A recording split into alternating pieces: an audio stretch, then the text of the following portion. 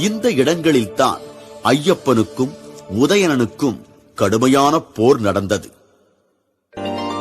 கரிமலை அடிவாரத்தை அடைந்த பக்தர்கள் அடுத்து கடுமையான கரிமலை ஏற்றத்தில் ஏறத் துவங்குகின்றனர்.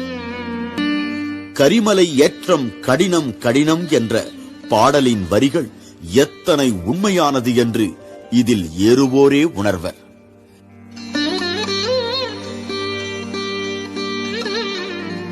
கரிமலை மேட்டை அடைந்தபின் வற்றாத ஊற்றைக் கொண்ட கிணறு ஒன்று உள்ளது.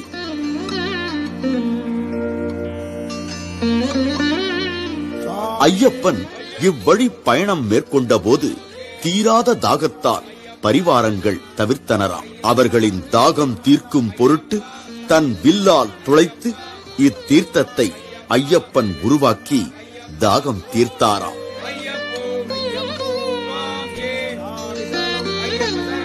குருசாமி சொல்லும் இந்த அற்புதத்தை கேட்டபடியே பக்தர்கள் அடையும் இடம் சிறியானை வட்டம்.